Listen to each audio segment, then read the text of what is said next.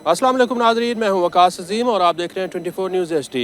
नाजरीन, हुकूमत इस वक्त एक नया टैक्स कानून ला रही है और इस टैक्स कानून के तहत एक तरफ FBR को बहुत ज़्यादा इख्तियारात दिए जा रहे हैं और दूसरी तरफ पाकिस्तान में जो टैक्स रिटर्न फ़ाइल करने वाले अफराद हैं उनके ऊपर भी बहुत ज़्यादा पाबंदियाँ लगाई जा रही हैं। ख़ास तौर पर इस कानून के तहत जो पाकिस्तान में रियल इस्टेट सेक्टर है, प्रॉपर्टी का सेक्टर है, वो बहुत ज़्यादा अपने तहफ़्फ़ुज़ात का इज़हार कर रहा है। और इस वक्त मेरे साथ मौजूद हैं चेयरमैन नॉर्थ रीजन आबाद SM नबील साहब। सर, ये फरमाएगा जो नया कानून है इसके ऊपर क्या तहफ़्फ़ुज़ात हैं? देखिए जी, सबसे पहली तो बात ये है, पाकिस्तान में 1 करोड़ 20 लाख घरों की शॉर्टेज है और प्रॉपर्टी में लोगों का राइट है कि कॉन्स्टिट्यूशनल राइट है कि अपना घर बनाए। आज अगर मैं बैंक में पैसे रखवाता हूँ या मैं कोई कारोबार शुरू करता हूँ या मैं स्टॉक्स में पैसे लगाता हूँ तो उसके प्रॉफिट के ऊपर मैं टैक्स पे करता हूँ। बट प्रॉपर्टी वो वाहिद सेक्टर है जिसकी परचेज़ के वक्त इन्होंने टैक्सेस लगा दिए। इसकी वजह से हो ये रहा है कि बहुत सारा पैसा हमारे मुल्क से बाहर जा रहा है, जैसे कि दुबई है और मुल्कों में जा रहा है, और हमारे मुल्क में एम्प्लॉयमेंट बहुत कम हो रही है। अगर आप इंडस्ट्रीज़ का डेटा देखें तो आज हमारी cement industry is operating below 50%, हमारी स्टील इंडस्ट्री डिफ़ॉल्ट पे आई हुई है, हमारी ग्लास इंडस्ट्री, हमारी फर्नीचर इंडस्ट्री, ये सब 40% से बिलो ऑपरेट कर रहे हैं। तो जो नया कानून है इसमें FBR ये पाबंदी लगा रहा है कि जो टैक्स रिटर्न फाइलर हैं अगर वो इनएलिजिबल हैं तो वो अपनी प्रॉपर्टी नहीं ख़रीद सकेंगे। देखिए, पहले तो मैं आपसे डेटा शेयर करूं कि अभी भी हमारी FBR चेयरमैन के साथ मीटिंग हो रही थी। टोटल 25 करोड़ आवाम में से 50 लाख लोग हैं जो फाइलर हैं। तो अब 25 करोड़ में से ये लोग कह रहे हैं कि हम सिर्फ 50 लाख लोगों से काम करें, तो ऐसे नहीं हो सकता। हमें एक सही मैकेनिज्म बनाना होगा कि सही तरीके से काम हो। नहीं, ये एक किसी शख्स के ऊपर प्रॉपर्टी ख़रीदने के ऊपर पाबंदी लगाई जा सकती है।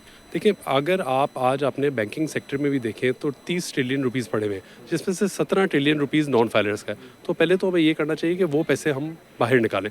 और प्रॉपर्टी हर बंदे का कॉन्स्टिट्यूशनल राइट है। अगर कोई भी प्रॉपर्टी खरीदे, चाहे वो नॉन फाइलर भी है, वो अगर परचेज़ कर रहे हैं तो परचेज़ के वक्त ही उसको रजिस्टर कर दें और फाइलर बना दें, क्योंकि फाइलर बनना इतना मुश्किल काम है कि लोग फाइलर बन ही नहीं रहे। फाइलर इसीलिए नहीं बन रहे हैं कि FBR का बहुत ज़्यादा खौफ है।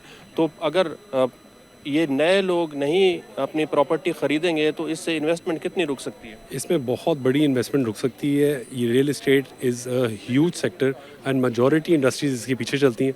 तो ये फाइलर में भी जो आप कह रहे हैं कि अब एलिजिबल फाइलर होना चाहिए, इससे लोग बहुत डर गए हैं और वो कह रहे हैं कि ये लॉ नहीं होना चाहिए। तो इन्वेस्टमेंट कितनी पाकिस्तान से बाहर चली गई है, ख़ासतौर पर रियल एस्टेट सेक्टर में और FBR के कवानीन की वजह से? मेरे ख्याल में एनुअली पाकिस्तान से 11-12 बिलियन डॉलर इस वक्त पाकिस्तान से बाहर जा रहा है, जो अगर हम अपने टैक्सेस, अपने लॉ सही कर दें तो वापस रोक सकता है। इन्होंने एक और नाजायज़ फेडरल एक्साइज ड्यूटी जो कि 3% है और जो सिगरेट्स या अल्कोहल्स ऐसी डिमांड रोकने की चीज़ों पर लगाते हैं, इन्होंने रियल एस्टेट पर लगा दी है।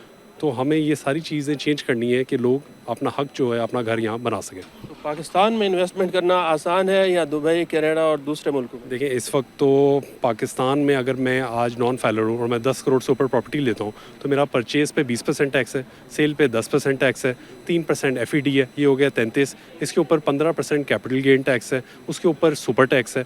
तो इतने टैक्सेस हैं कि 50% से ऊपर है। और यही पैसे अगर आज मैं दुबई ले जाऊँ तो टोटल 4% टैक्सेस के ऊपर मैं प्रॉपर्टी खरीद सकता हूँ।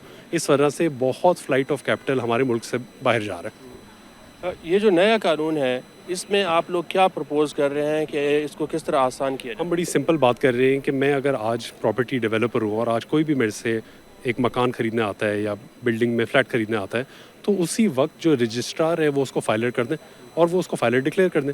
हमारा टैक्सेशन का सिस्टम इतना मुश्किल है कि लोग हो ही नहीं पा रहे फाइलर्स। देखिए ना, 25 करोड़ आवाम है, उसमें से 50 लाख हमारे फाइलर हैं। तो कोई तो हमारी सिस्टम में गलती है जो हमें माननी पड़ेगी। लेकिन ये हुकूमत भी कुछ लोग कहते हैं और FBR के भी कहता है कि रियल एस्टेट सेक्टर में बहुत ज़्यादा काला धन है, ब्लैक मनी है, इसको कैसे रोका जाएगा? देखिए, अभी तो एक प्राइम मिनिस्टर साहब ने, हाउसिंग मिनिस्टर ने, फाइनेंस मिनिस्टर ने, सब ने एक अच्छा काम किया है कि टास्क फोर्स बनाई है कि वो रियलाइज़ कर रहे हैं कि सेक्टर में बहुत प्रॉब्लम है और सेक्टर के हमने मसलों को सॉल्व करना है। तो हम सारी चीज़ों पे उनको तफसील से ब्रीफ कर रहे हैं और अल्लाह करे वो सारी चीज़ें हमारी रिजॉल्व हो जाए। तो जो हुकूमत एक नए पैकेज के ऊपर काम कर रही है, कब तक ये आ सकता है? उसमें कोई रिलीफ मिल सकता है प्रॉपर्टी सेक्टर? जी, बिल्कुल मिल सकता है। हुकूमत परचेज़ पे, सेल पे टैक्सेस कम करने की बात कर रही है। हुकूमत ये भी बात कर रही है कि जो 3% फेडरल एक्साइज ड्यूटी है उसको ख़त्म कर दिया जाए, क्योंकि वो कम्प्लीटली नाजायज़ है। और साथ ही हुकूमत एक 10 साल का मॉर्टगेज का प्रोडक्ट बनाना चाह रही है जो 5% पे लॉक्ड होगा, कि लोग आसानी से 20% डाउन पेमेंट दे के अपना घर परचेज़ कर सकें और बाकी पैसे किस्तों में दे सकें, जैसे पूरी दुनिया में होता है। तो ये जो नया कानून आया है इससे कहीं वो पैकेज हट तो नहीं होगा?